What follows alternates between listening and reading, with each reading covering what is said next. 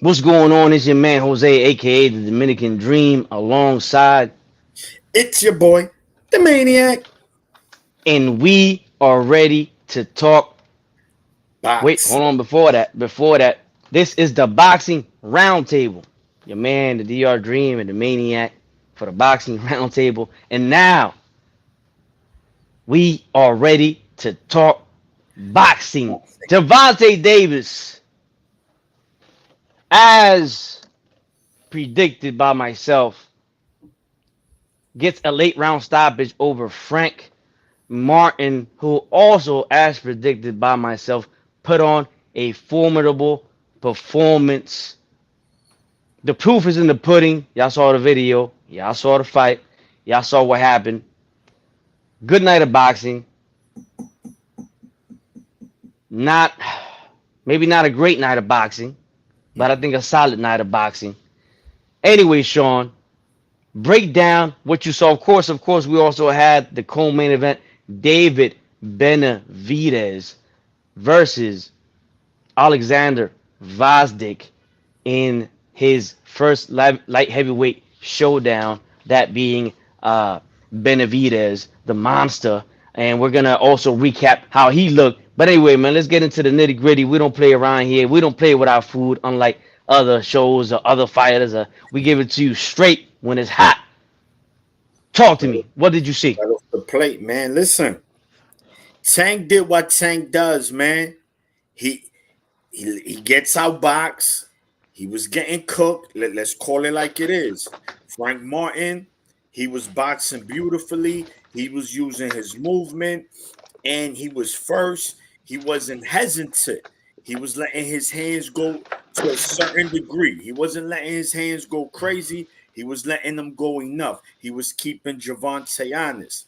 And his movement was good, man. He had Javante flustered. But again, would I say flustered? Maybe not. Javante always does this. He downloads the data. And there's gonna come a time in the fight. Because it has, with the exception of maybe the pit bull fight, right? Because that fight, he kind of hurt his hand, but hey, it is what it is. Pitbull still did his thing. The point is He this. hurt his hand on Pitbull's head. Yeah, yeah. And he only had one hand, but regardless, So so that that's shit don't matter. Yeah, he hurt his, yeah, but that was in the fight while fighting. yeah, yeah, yeah, yeah. I know, I understand that. The point is this. Tank is gonna hit you, man. And the question becomes, do you take it or you don't? And Frank Martin, I don't know why he was on the ropes. Get off them ropes. Derek James was telling him, get off them ropes. And you can't go there. You got it. As soon as your back hit that, you got it. He was turning Tank. He was doing good. His footwork was very good in this fight, Frank Martin.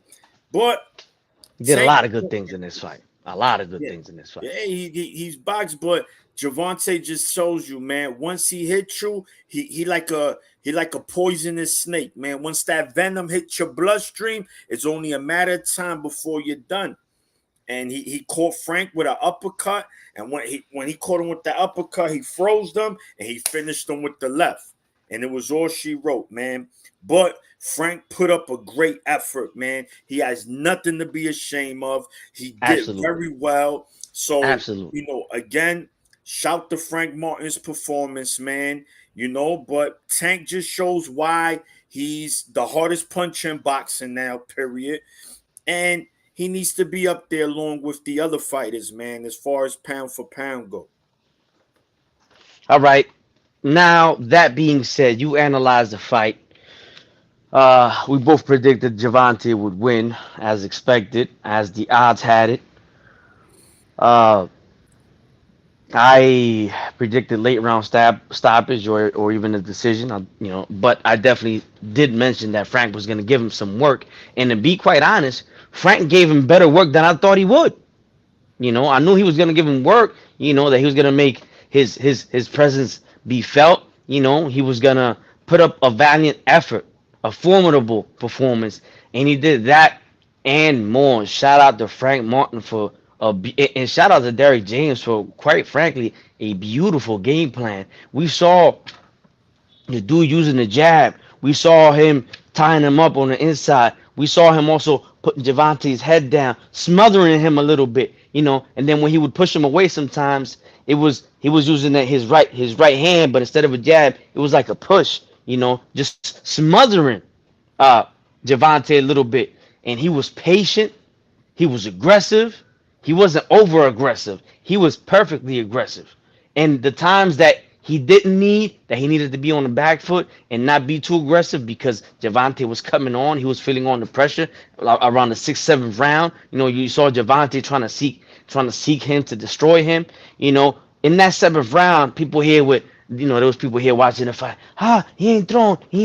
I said, no, that's good. He can't exchange right now with Javante. In that seventh round, he took a little breather. If he would have stopped and exchanged with Javante, he would have went to sleep in that seventh round. So I think that he played it beautiful. He took a bit of a breather and he backed up. Got himself together because sometimes in a fight you got to do that. Especially when you're fighting a dangerous, dangerous puncher who out experiences you by 10, 15 years. Again, this was a guy that started boxing at what, 16, 18, 19 years old or whatever it was, against a kid that's been doing it, since he was 6, 7 years old. With that being said, Sean, especially me, I'm big on criticizing the hype gobblers and fighters being pushed and fighters being overrated and all that. But one thing I have said with Javante is that the dude is good. He is nice. He is the complete package as far as we can see. But given the victory, given your analysis, bro, is it time that Javante faces somebody who he's gonna be almost even Steven with in the odds books? When is he gonna fight? When is he gonna fight another elite top fighter? By that. I mean, in and around his weight class. He could go up to 140, no problem. He's been there, he's done it. He knocked out Barrios at 140, who's now giving people work at 147 pounds. Yep. Teofimo Lopez, Subriel Matias, Shakur Stevenson.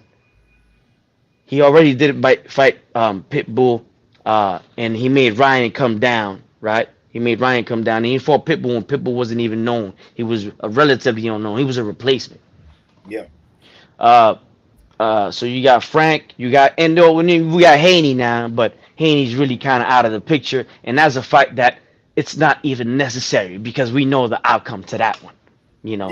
That'll be Javante Davis by destruction. I don't want to see that. Some people might want to see it though, but the point is that he hasn't fought for at least 3 or 4 of those other top guys in and around his weight class when he's clearly seems to be good enough or better than them. Are you tired of that? Absolutely. And I mean, what I do like is it's not only the fans, there's other fighters, or former fighters who have stressed that and say, listen, he hasn't even fought the best fight of his division yet. And that's the truth. The most, because, right, I mean, he is the best to me. But the second best, I mean, at 135, we could argue is Shakur, right, who has a fight in a couple of weeks. So if he looks good in his fight against Hartunian, bro, that's the fight people are asking for. Okay, you don't want Shakur, then you go to 140. You mentioned it. You fought there. Stop it with the ain't nobody too But big. but Go up but they there. but they but they not doing that. You know what Yeah, they but that's doing? Instead of fighting another young prime A fighter, you know what they doing? They're talking about an old ass Lomachenko. I read. small Lomachenko, and he told me, no, it's gonna be a good fight. Again, you don't know. No, I don't want to. That's not even fair, bro. He gonna hurt this dude bad, really, really bad. First of all, he's not a true lightweight. Secondly, he's old. Nah, I don't want to see that, man. That's when you talk about sacrificing and cashing somebody out. That's exactly what they would be doing to Lomachenko, and it'll be a shame if Bob Arum allows that to happen. If I'm Lomachenko, I don't take the fight. But again, money talks. But he would literally send Lomachenko into retirement and probably in not a healthy state. Yeah. Well, that's what it's looking like according to I believe it was Mo Boxing No Problems. He had put something up, a quote, something quoting Bob Arum that even before this fight, they already are talking about a unification match between Javante and Tank. And this No, is, Tank I and mean, Lomachenko. Javante is late, guys. I'm not up at this time. Javante and Lomo for unification match. And What are with the odds gonna be in that fight? I mean, it don't matter who Tank fights, he'll be the favorite, but it's gonna be pretty high. The only thing I Yeah, would say, he should be almost a minus 800, minus 1,000, given what he just did tonight again, and given the aging Lomachenko. yeah, and I think Lomo, I think it'll go similar to this fight that we saw tonight. I think Lomo be cooking him early, and then Javante's gonna get to him, and then that's all she wrote. You know what I'm saying? It's just Tank is gonna get you. He's gonna get to you because he is not a one-trick pony. The guy could do it all. So he's gonna hit you. And the problem is he is, like I said, arguably the hardest puncher in all of boxing right now. Because Deontay is done. So It's not only how hard he punched, but he's a disciplined puncher. He's an intelligent puncher. yep. But does he hit hard? Yeah, yeah. I'm not arguing that, Maniac. I'm just saying that he's also the most. He don't really waste punches, No. and he lands them in strategic places at vital moments. Yeah. Let And let me recap. Go ahead. no, I just wanted to also say, man, Frank Martin was slipping a lot of punches, man. He was doing great. His He did defense. So everything good. I He just did don't know, everything good. because this is a thing, right? A lot of these fans are gonna overlook that. All they're gonna see is the stoppage. I'm like, oh, Tank Nah, cooked them. Yeah, Tank nah, stopped nah, them. Don't get me nah. He wrong. stopped But him. but going, that was in the eighth round. Most people had it either 5-2 or 4-3 Martin. He was winning the fight in that Yeah, he eighth, was winning the fight. He was and he winning the was fight. winning that round. He was Now, winning what? that round Hold on, Sean. He before was he got winning the stopped. fight. He was winning the fight in reality. The Yeah. judges, I don't know how they had it. The judges, they always gonna favor the A side, so they probably had Tank winning. Do you know what the judges had it like? No, I didn't see. They didn't show. Yeah, I And think I think what uh, Brian Custer mentioned it, but I didn't hear who he said was up. yeah, I didn't see. But I mean, anybody with the unbiased eye saw it. And I watch fights unbiasedly, and Frank was winning that fight, man. I Yeah, mean, I agree. I agree. Javante was gaining ground, man. He downloaded the data, man. Listen, man, Javante, he's different, man. And that dude, he's again, not only that, he's one of the best finishers in boxing. Once there's blood in the water, he's a shark, man. Once he smell that, oh, there's blood in the Even water, it's done for even you. even before that, you recap the fight. I'm gonna recap the fight and break down what I saw from both sides. Frank Martin again did a great job with the jab, staying active. Like I mentioned, he was aggressive, not overly aggressive. He moved, he slipped punches. He smothered Javante on the inside. By putting that right hand out, and also by he would put Javante's head down. He was just doing a tremendous job. Shout out to Derrick James and to him for executing a tremendous game plan. Now you mentioned, oh, Frank, gotta get out the ropes. Why was you on the ropes? This is where we have to highlight the brilliance of Javante Davis. It's not that Frank was on the ropes. It's that in there, you're gonna have to fight Tank at some point. You could only outbox him or move around for so much. And Frank was in spectacular shape because he did a lot of moving. You know, Tank early on was frustrated because he lost those first 2 rounds clean. His face, he's light skinned, so his face was all red. He looked like a little tomato. And he was a little embarrassed, and he got a little out of pocket and started following, started um, uncharacteristically following or chasing down Frank Martin. Not that he don't know how to cut off the ring, but what I'm saying is he was a little desperate. There was a little sense of desperation. I'm getting tagged up. I can't have this. I talked a lot of shit about Frank. He started fighting late in his career. A guy like that can't be doing that. Can't be doing this to me. That being said, there was not. It's not that he was on the rope, Sean. It was that. Bro, whether he would have been in the middle of the ring, whether he would have been on the ropes, whether he would have been in the corner, he was trying, he was moving around, he was pivoting, he was turning him, but you can only do that for so long. And Tank, when it's crunch time, and he's proven it over and over and over again, albeit against lesser competition, always.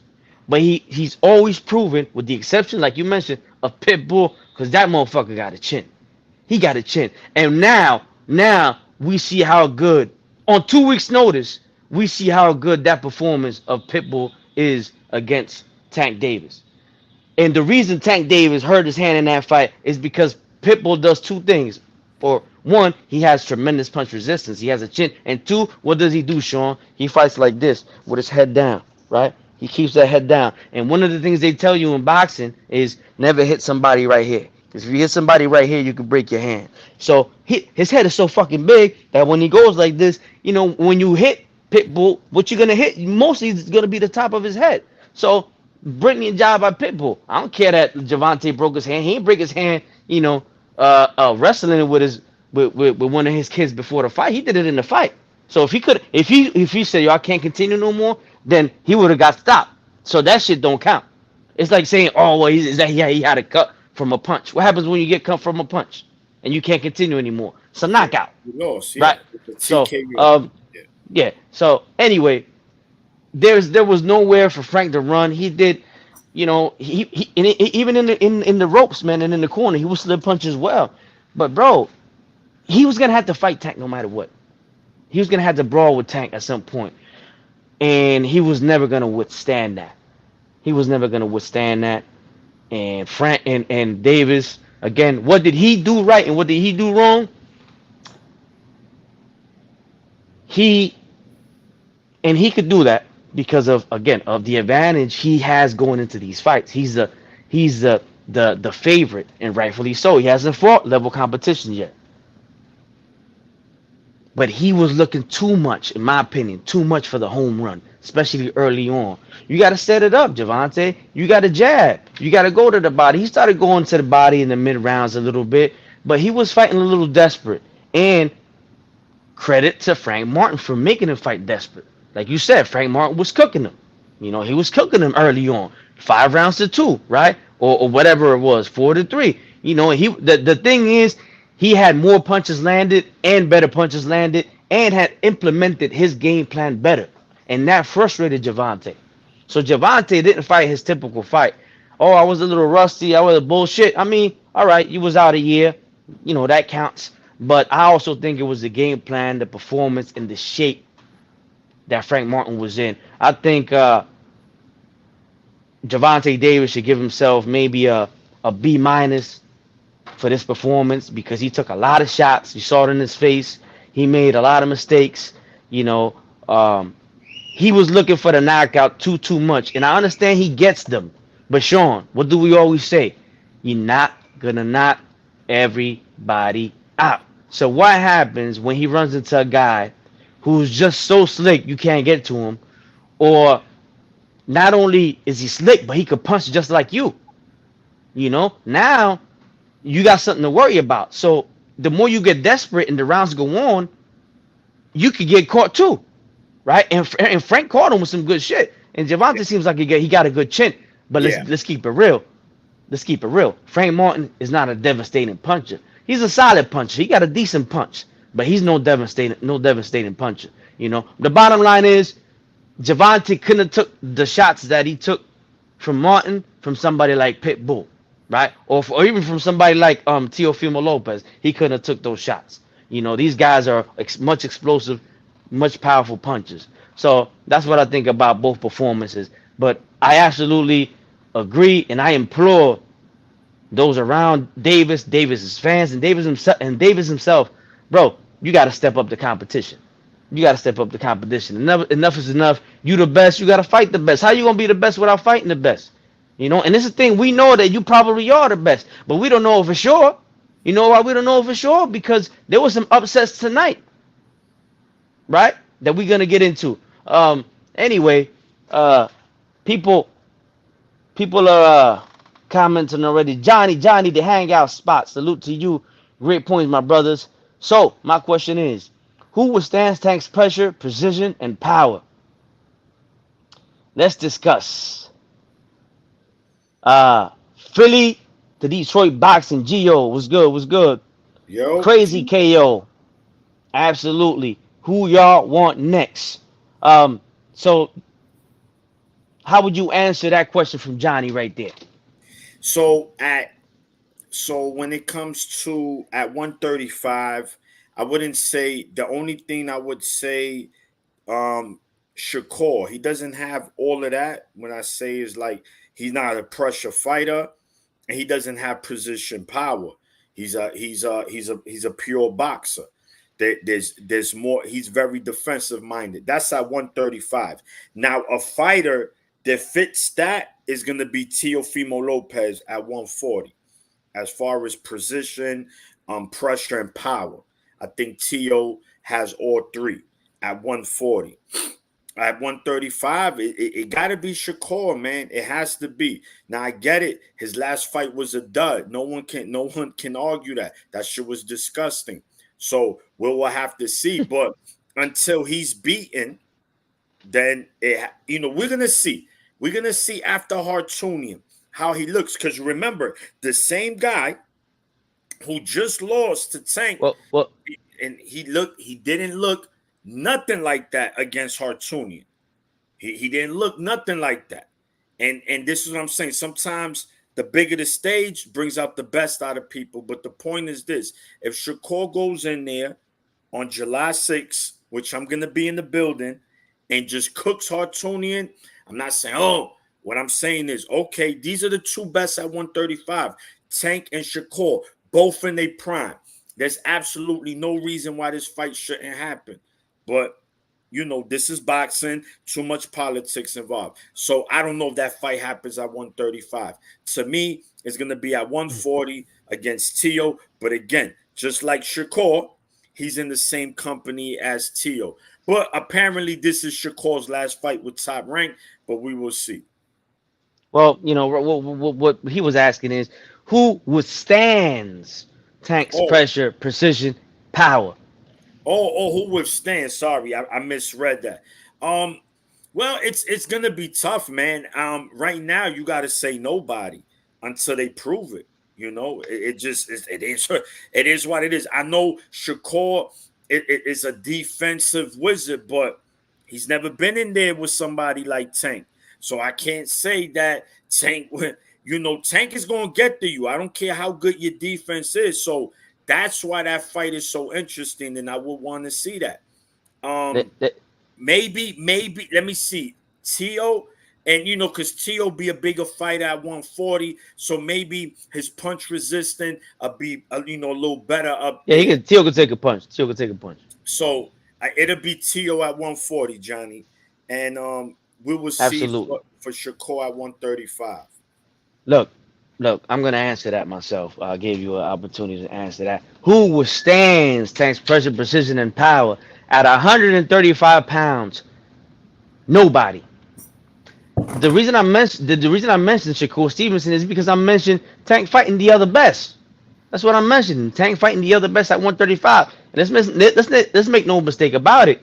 Frank is one of them. Frank is one of them.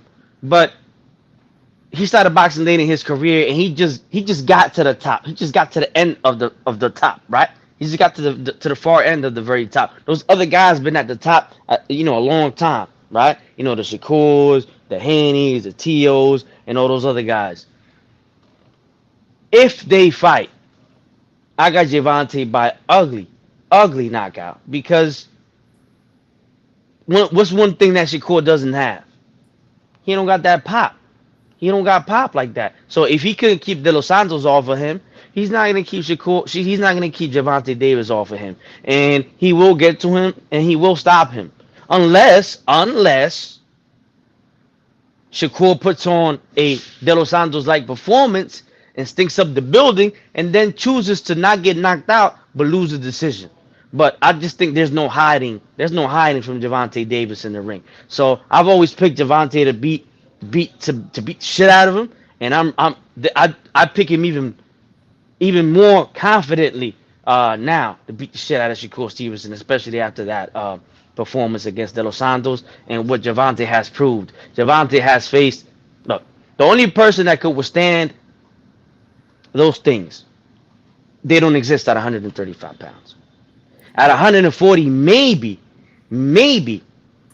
Teofimo Lopez will give him the same kind of power, the same kind of speed, the same kind of explosiveness back.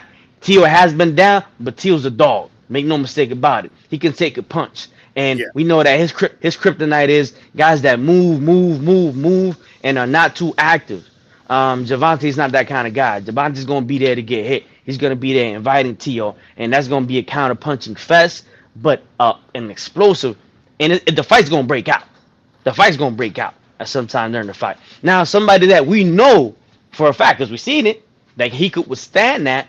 He didn't win, but he almost did. Is Isaac Pitbull Cruz, and I think that at 140 pounds, uh, he will be a problem for Javante. I don't think Javante knocks him out at 140 pounds. I think that's a premier weight for Pitbull Cruz. I think that Javante can have a lot of problems in that fight, and I would absolutely love to see the rematch. But unfortunately, Javante doesn't like those kind of almost even fights. He knows that Pitbull being at 140 will benefit him. He knows that he said that he'll fight Ryan, but at 140. Ryan's not fighting at 140 anymore. He's fighting at least 143 and above. So, he's not gonna fight anybody that's gonna be on a level playing field, man. The only person that he can still fight that's gonna be on a level playing field is Teofimo Lopez. I'm hearing somebody text me. I don't know if it's correct that Subriel Matias lost. Yeah. You didn't know? So there goes that. No, I didn't know. I was watching this fight. You know what? I'm working. I'm on the phone. I'm watching the fight. I don't. There's too much shit. I can't watch both Oh, fights at yeah. the same time.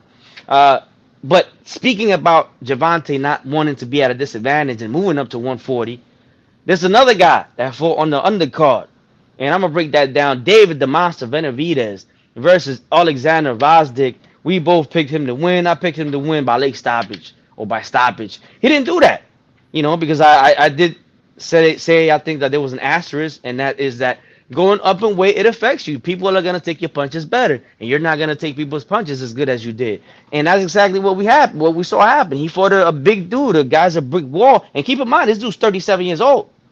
He's 37 years old.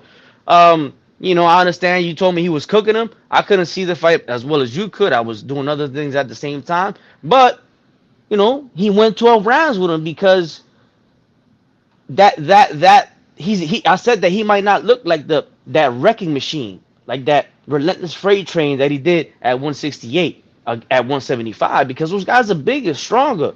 They hit harder, they take better punches, they're bigger guys.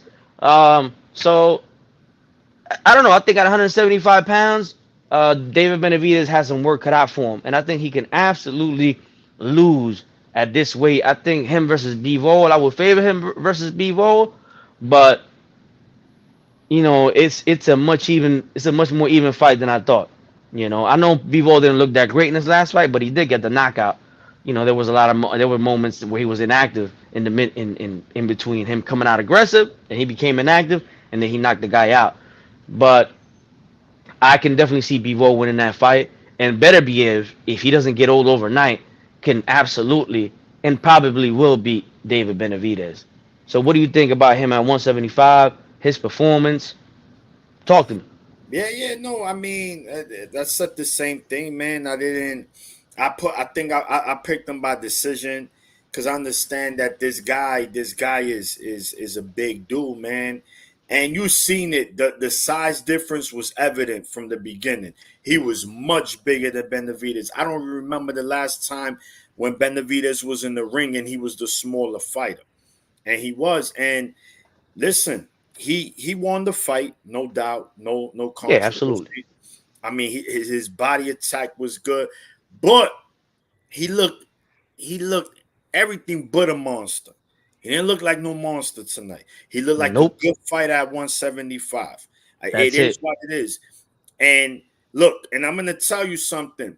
For Gosvick being a guy that could punch, Bro, he wasn't letting his hands go. Neither he throwing little bro.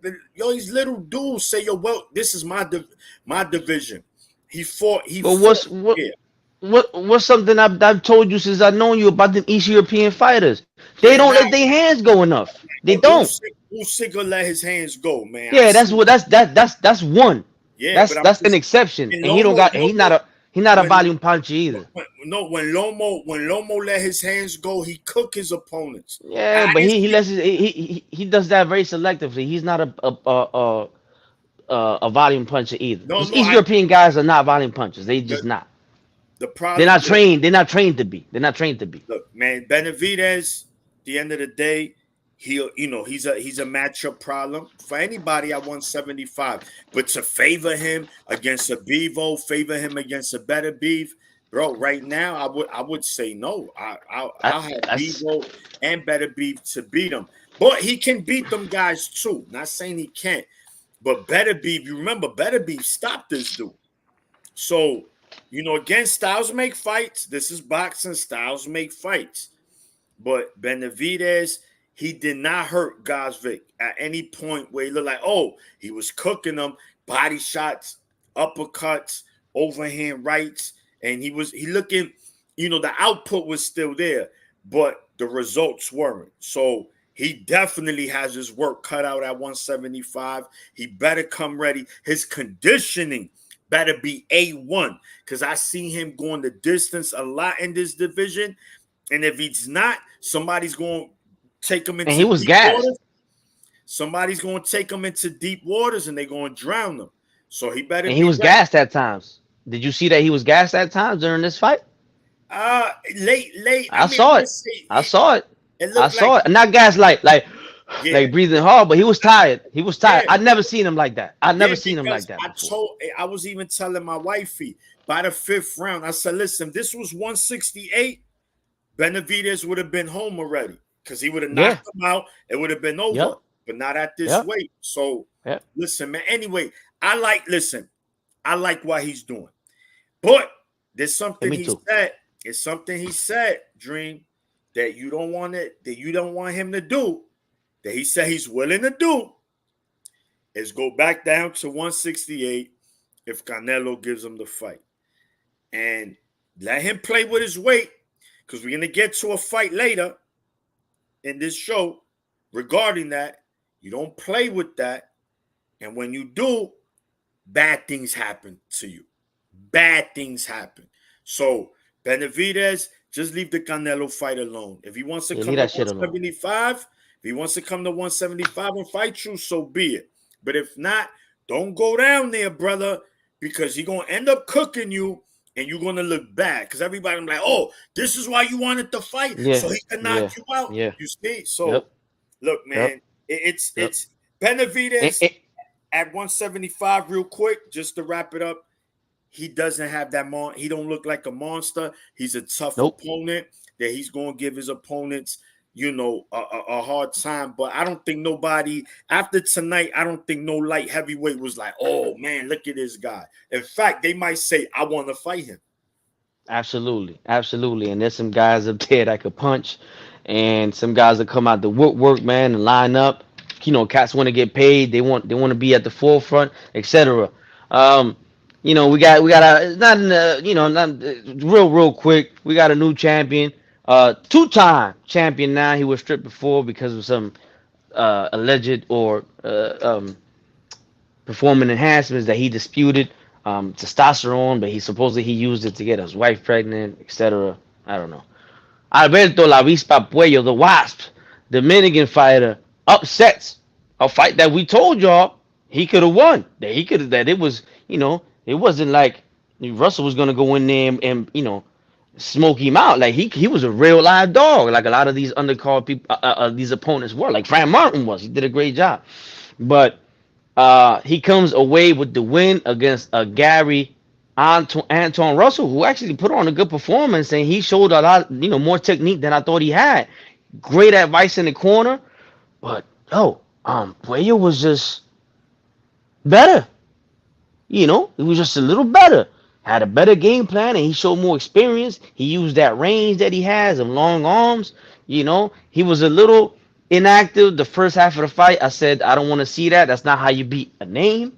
Because they tried to rob him. They tried to rob him on the scorecards, 108 to 10 119, right? Or something like that. 119 to 108 for Russell. The referee took away a point for a holding, which was, outrageous. The guy was fighting a clean fight, and he dropped Gary Russell, Gary Antoine was with a body shot, and he didn't count that. So you're talking about three. I'm talking about low blows as far as in black eyes. I'm talking about three low blows, all made by the referee and the judges. They tried to rob him 3 times, and he still got away with the W. So, yo, my hat's off to him. Congratulations, DR. We got another one. He's gonna be. I don't really watch Well, other sports, but well, I he's think gonna be in the. He's gonna be in he's the presidential palace. He's gonna be in the presidential palace with Horford next week or whenever it is, because Horford gonna win the title. They gonna win that shit. So he gonna be. They gonna invite him to the presidential palace in Dominican Republic. He's gonna be there. yeah, man. Look, very solid fight, man. Again, Buello, his length, his counter punching, his combination punching, and his movement. Again, whenever you end there with punches, they do not like you to move. They don't like stationary targets. They want you to stand right there. They want you to behave.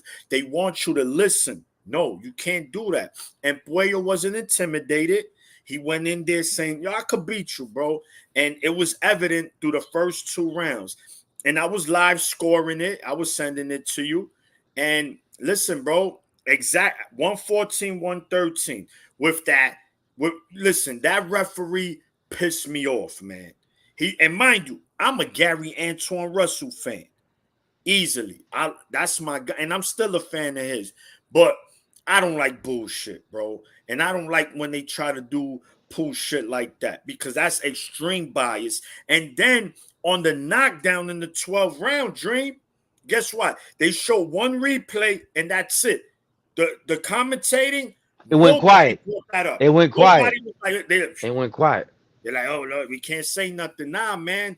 Don't do that. Boxing, Yeah, boxing is a dirty sport. but It's a that's the very dirty problem. sport. Oh no, but yet if it was the opposite, and that was Gary Antoine that landed that on Puello. Oh my goodness! And look at this, the referee missed that knockdown. That was not at all a low blow. What is it? Oh, but Puello do it is crickets. Boxing Regardless, is a theater. he wins. The right man won the fight. Shout to Gary Antoine. He's still a dog. He's still tough. But Puello show, listen, man. I'm a dog too, man, and I could fight and I could box. And like I told you, if he could just let his hands go a little more, just a little more, Absolutely. bro, anybody at 140, he can beat. Not saying that he will, I say he can because he does possess the tools. If he lets his hands go, but If that's he really let his not. hands go, That's that's not. what I mean. That's not who he is. That's not Yeah, who he so is. it might Unfortunately, catch up to him, but it regardless, will. man, he won a fight that he wasn't supposed to, and he won it. So Two-time world champion now. shout to him, Two-time man. world champion. Shout to Now, him. some balloons and stuff came up. Now, Subriel Matias. Did you get a chance to see that shit? Yeah, so all right, listen.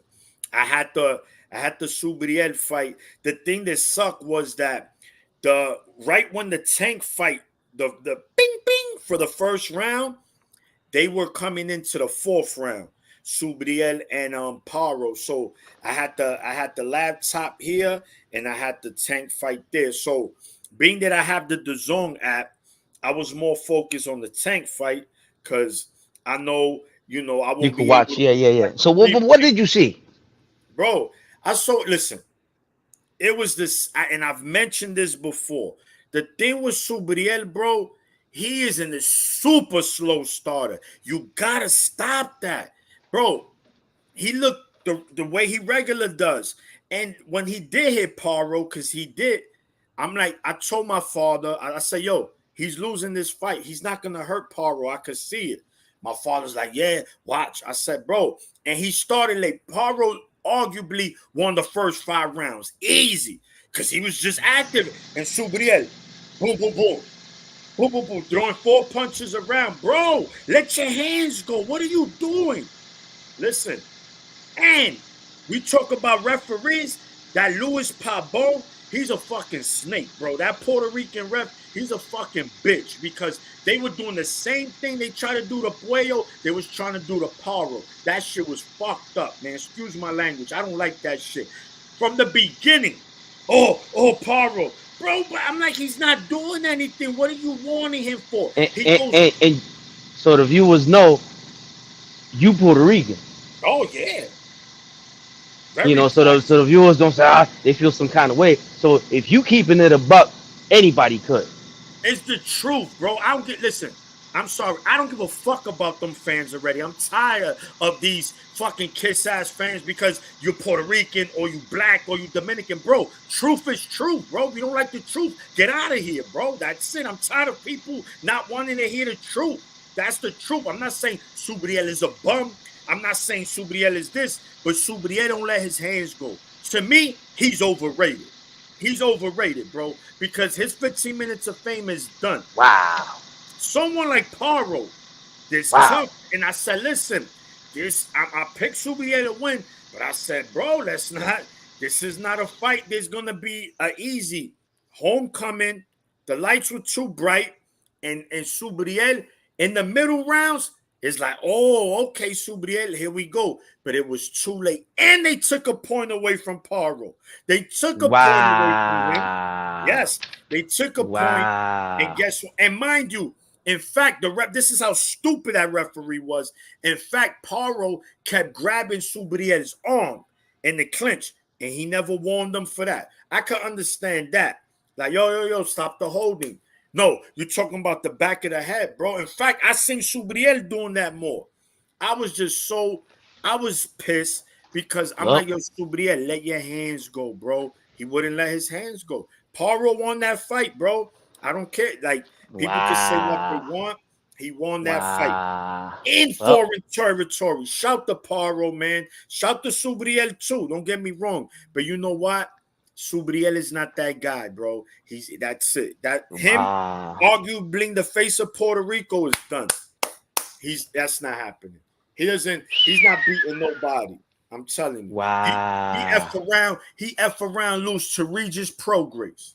And the guy that you feel that everybody will beat him. Bro, he doesn't let his hands go. Wait till you see the fight. Well, the one thing that I did do was I did pick Pitbull to beat him because it was talking about that possible matchup. Pitbull will cook him. Pitbull will cook him because he lets his hands go. What does Pitbull do? He does it. He lets his hands go too much sometimes. You know, he's a little reckless sometimes. So and you know one thing about Pitbull, even though he's a pressure fighter, he hot from the gate. He come out swinging from the gate. So you might not get to see the third or fourth round with him. You know what I'm saying? So anyway, wow. I saw the message that my friend sent me. Shout to Hoover, my man. But wow. And I'm so glad, Sean, I didn't bet because I sent you the parlay earlier, and I was gonna bet on another fight. A fight that we were both excited to see. A blue chip prospect, right? Up and coming secret weapon. Elijah Garcia, a minus 1450 favorite. Y'all hear me? Minus 1450 favorite against a guy. We're talking about a devastating puncher here in Elijah Garcia going up against a guy with 6 knockouts. And the dude won maybe 2 rounds. Maybe. And that's if you're being generous. He had no pop on his punches. He couldn't pull the trigger. He couldn't let his hands go. You could tell the punches were there. He couldn't throw them. Had no steam on his punches. He just couldn't do it. His feet were stuck in cement. He was obviously, we know that fight got postponed before. I don't know for what reasons, were some health reasons. And then I guess they just went on with it this time. He came in 5 pounds heavier. So 5 pounds is significant. That means either you have some serious issues with your health, you not your team is fucking around, y'all doing something wrong, or you not in a place to be fighting. Then he came back and I think he made like 163. Whatever. The fight went on. Obviously that was a sign of things to come. Because in the ring, as soon as he got in there, I'm like, yo, there's no pop on his punches. It reminded me of when I saw Spence fight Terrence Crawford. He had no pop, barely let his hands go, and he couldn't take a punch. He went down with a jab. Now, I still think that I have to see Elijah Garcia again. I still understand and know that he's a tremendous talent. Shout out to Kyron Davis for fulfilling his role, for coming to do what he had to do. But I definitely think that this is a big, big mistake on the part of Elijah Garcia's team, on his management. It's tough. It's tough because we can say, they don't fight him. All right, but it's like you telling me I don't don't go to work. I gotta make money. I gotta go to work. That's what I do. He a boxer. The fight was already postponed. They were training for that fight. And remember, training camp costs money. So then when they was training before, they had to pay money, right? And they was training again. Imagine it postponing it again. And I understand other fighters pull out of fights, but he's a guy coming from the bottom. He don't got no clout yet. He don't got no big backing yet. He can't really do that, So I wish him the best, and I hope he comes back. I know he's a terrific, terrific fighter, and I hope he gets a chance to show that again, man. But that was a one-sided, great execution by Kyron Davis, who's a limited fighter. Obviously, guy got 6 knockouts. He can box a little bit. He can use his distance. He can move. You're a scrappy dude. Probably gonna be one of his only best wins in his career, but comes at a great time, and he got his moment he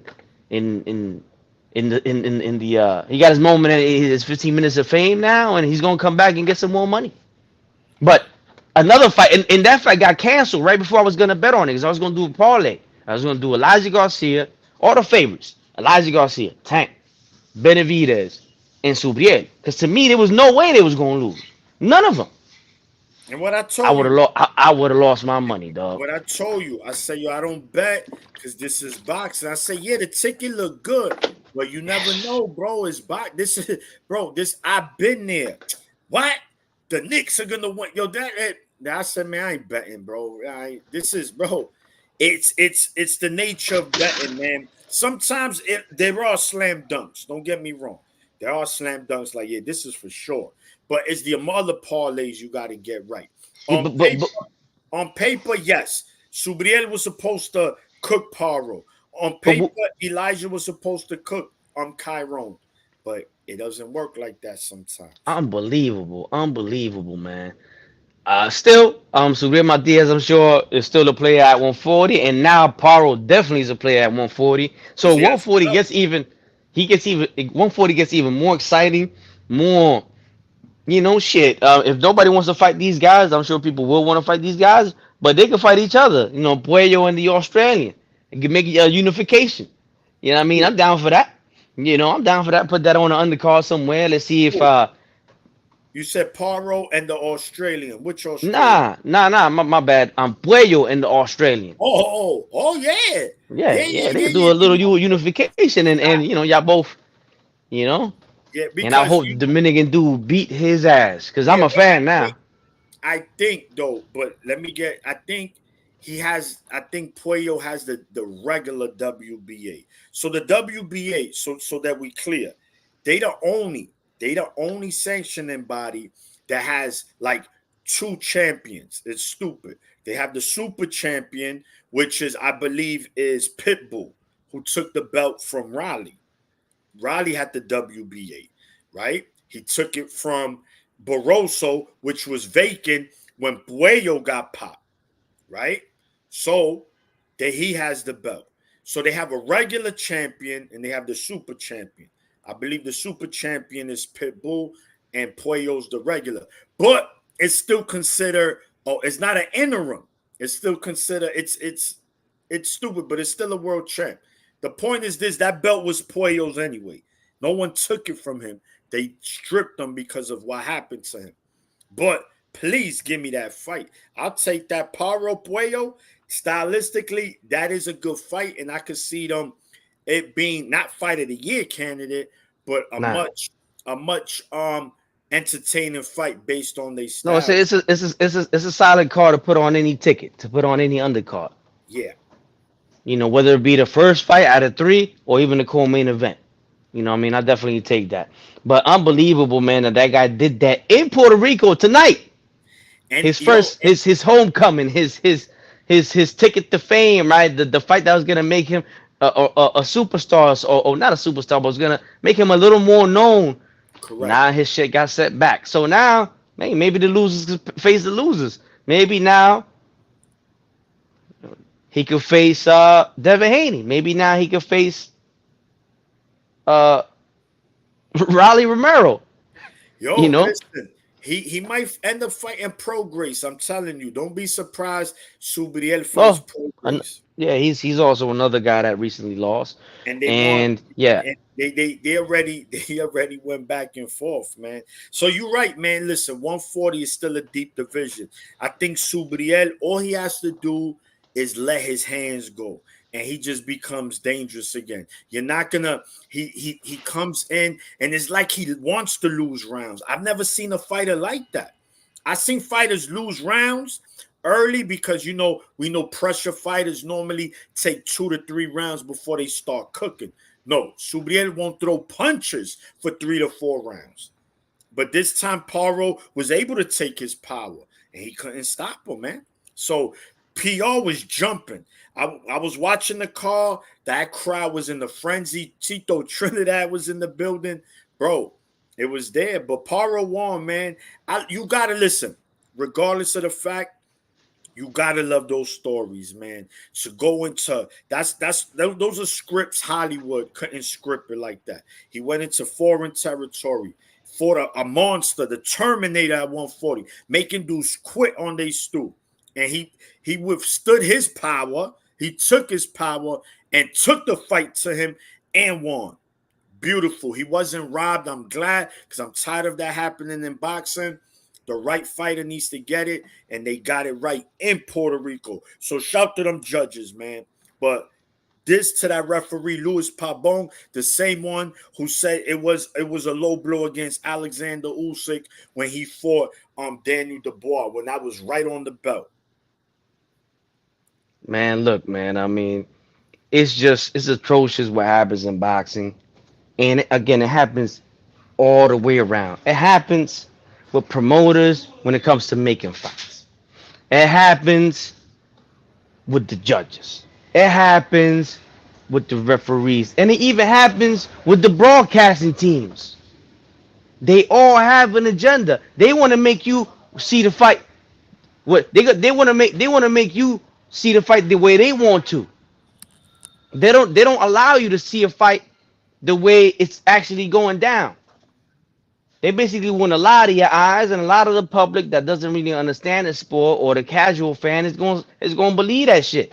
They're going to eat it up. Absolutely. They're going to And eat they've it been up. doing it for years. They all got an agenda. Joe Tessitore, he's fucking horrible. Mark Kriegel, he's fucking horrible. You know what I'm saying? And the list goes on, man. Every network does it. Why, man? Like, can we get an interview with somebody from a network? Like, do they tell these guys you have to say this or you can't say that? Because it really does seem like it. I'm It really sure. does seem like it. Yeah, I think something in the lines of, listen, guys, we got to push the product.